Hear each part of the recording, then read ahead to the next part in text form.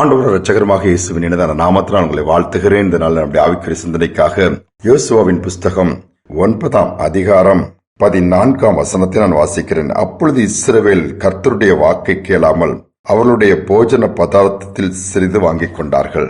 யோசுவாவின் காலம் அது.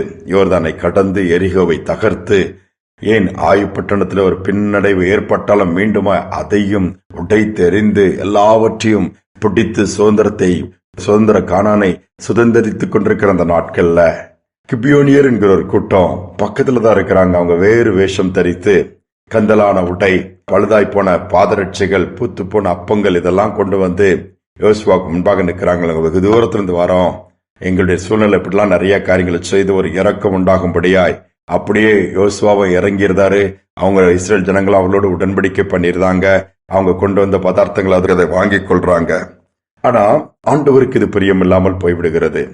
ஏன் பார்க்கும் பொழுது இறங்கி விடுகிறார்கள். சில இடத்துல நாமும் ஏமாந்து விடுகிறோம்.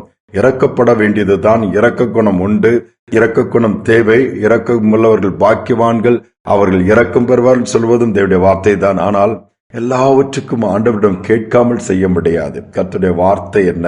ஆண்டவர் இதை வாங்கலாமா, வாங்கக்கூடாதா, இங்கு சேரலாமா, சேரக்கூடாதா, செய்யலாமா, உடன்படிக்கை பண்ணலாமா, பண்ணக்கூடாதா விசாரிக்க வேண்டும். இங்கு பார்க்கும் பொழுது கர்த்தருடைய வார்த்தை கேளாமல், ஆண்டவரே இப்படி கூட்டம் வந்திருக்கிறாங்களே, இவங்க யாரு, இவங்களோட உடன்படிக்கை பண்ணலாமான்னு யோசுவா கேட்டால் ஆண்டவர் தெளிவா சொல்லியிருப்பார்கள். உங்களை வஞ்சிக்கும்படியா, ஏமாற்றும்படியா வந்திருக்கிறார்கள், இவர்கள் நடிக்கிறார்கள் என்று சொல்லியிருப்பார்கள். ஆனால் யோசுவா அதை செய்யவில்லை.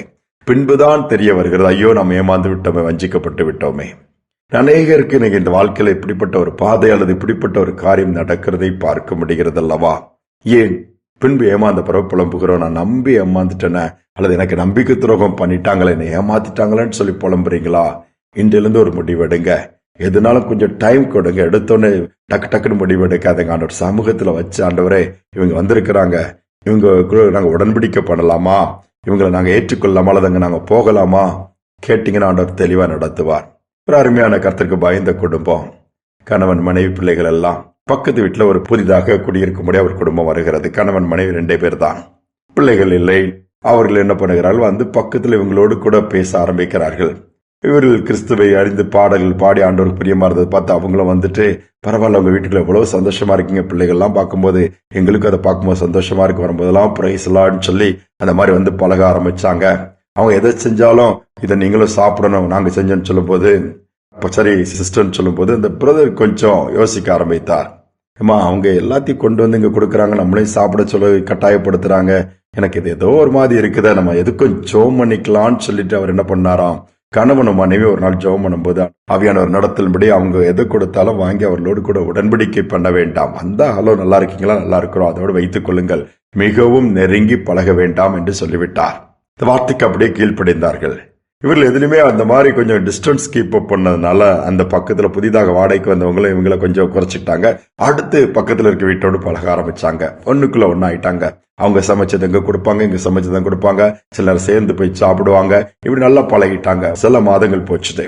ஒரு நாள் அந்த புதிதாக வாடகைக்கு வந்தவங்க இந்த பக்கத்து வீட்டுல உள்ளவங்கிட்ட போயிட்டு, நாங்க ரொம்ப நெருக்கமான குடும்பத்தினருடைய கல்யாணம் நாங்க போனோம், இப்போ எனக்கு வந்து ஒரு செயின் தான் இருக்கு, கூட ஒரு இதுக்கு போனா நல்லா இருக்கும் நான் ஃபீல் பண்றேன், அப்படி மொட்டையா போய் அப்படி நிக்கிறது, நீங்க வேணா உங்களுடைய நகை அது ஒரு செயின் ஏதாவது கொடுத்தீங்கன்னா நல்லதா, நான் போயிட்டு திருப்பி வந்து அடுத்த நாளே கலத்தி கொடுத்துறதா உங்களுக்கு. நான் அது பண்ணும்போது இவங்க தான் நல்லா பழகிட்டாங்களே, ஒண்ணு வராங்க, சாப்பிடுறாங்க, நம்மளும் போறோம் அப்படின்றதும். அதுல என்ன இருக்குது, இது போட்டுட்டு திருப்பி கொடுத்துட போறீங்க, கூட கொஞ்சம் நகை போட்டுனா நல்லா தானே இருக்குன்னு சொல்லி ஒண்ணு கேட்டதுக்கு 2 தூக்கி கொடுத்துருக்குறாங்க. அவங்க போட்டுட்டு போனாங்க. போயிட்டு அடுத்த நாள் வருவாங்க, வந்து கொடுத்துருவாங்கன்னா அவங்க திருப்பி வரவே இல்லை. வீட்டையும் காலி பண்ணிட்டு போயிருக்காங்க. நைட்டா திங்ஸ் எடுத்துட்டு போயிட்டாங்க. உங்களுக்கு தெரியவே இல்லை. பின்பு உட்கார்ந்து புலம்புறாங்க. பிறகு போலீஸ் ஸ்டேஷன் கம்ப்ளைண்ட். இது தேவையா? எந்த ஒரு காரியங்கள் ஆனாலும் சரி, நம்ம அவசரப்பட்டு உடன்படிக்கை பண்ணுவோமானால், அவசரப்பட்டு இப்படிப்பட்ட காரியங்கள் முடிவு எடுப்போமானால் நமக்கு பிரச்சனை. முதலாவது உள்ள குடும்பம் பாருங்க, ஆண்டவர்கிட்ட கேட்கும்போது அழகா நடத்தினார். இங்க யோசுவா கர்த்தரிடம் கேட்டிருந்து பாருன்னு சொன்னால், இந்த கிபியோனியர் அந்த ஜனங்களினால், அந்த தலைவர்களால், மூப்பர்களால் வஞ்சிக்கப்பட்டிருக்க மாட்டார். நாமும் அப்படித்தானே சில நேரம் மாட்டிக்கொள்கிறோம். இன்று ஒரு தீர்மானம் எடுப்போம். ஆண்டவரே, ஏதாவது ஒரு புதுசா ஒரு ப்ரப்போசல், ஒரு அப்பீல், ஒரு காரியம் வருதா, நான் என்ன செய்யணும், இது ஓகே தானா, உங்களுடைய நடத்தல் இருக்கான்னு கேட்டு பாருங்களேன், நாங்க இதை செய்யலாமான்னு கேட்டு பாருங்க. பல வழிகள்ல ஆண்டவர் அழகா நம்மோடு பேசுவார், நடக்க வேண்டிய வழியை காட்டுவார். கையை பிடிச்சு நடத்துவேன்னு சொல்றாரு, தன்னுடைய பிள்ளைகள் ஏமாந்து போவதற்கு, வஞ்சிக்கப்படுவதற்கு ஆண்டவர் ஒருபோது விரும்பவே மாட்டார். நாம் தான் அதற்கு காரணமாய் மாறிவிடுகிறோம். அது சூழ்நிலைக்கு போகாதபடி அப்படிப்பட்ட காரியங்கள் கர்த்தர் நம்மை பாதுகாக்க, தப்புவிக்க, ஒருவேளை அப்படிப்பட்ட பாதையில் போய் பாதிக்கப்பட்டிருந்தாலும் மீண்டும் அப்படிப்பட்ட பாதிப்பு வராதபடி கிருபை கொடுக்க ஜெபிப்போமா? எங்கள் அன்பின் பரலோக தகப்பனை இந்த புதிய நாளை கொடுத்திருக்கிறீங்க. உடைய சமூகத்துல நாங்க வரோம் பாண்டு.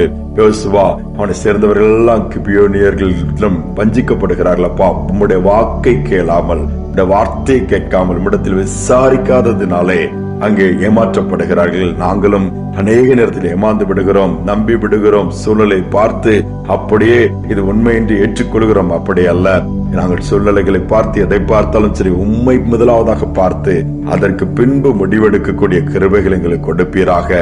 ஏமாற்றத்தின் பாதையில் கடந்து போற பிள்ளைகள் இனி ஏமாறாதபடி, வஞ்சிக்கப்படாதபடி, பொருளை இழந்திருக்கலாம், பொருட்களை, உடைமைகளை, சொத்துக்களை, வேலைகளை திரும்ப பெற்றுக் கொள்ளக்கூடிய பாக்கியத்தை இந்த நாள்ல கொடுங்க. தைரியப்படுத்துங்க, வலதுகையை பிடிச்சு நடத்துங்க, துணை நெல்லுங்க, குழப்பங்களை எடுத்து போடுங்க. துதிகனமை மேலாமுக்கு செலுத்துகிறேன் இயேசுவின் நாமத்தில் பிதாவே, ஆமேன், ஆமேன். கர்த்தருடைய வார்த்தையை கேட்டு நடப்போம்.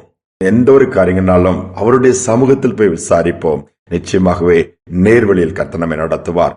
சிந்தனையோடு இந்த நாளை தொடருவோம். மீண்டுமாய் நாளை தினம் சந்திப்போம்.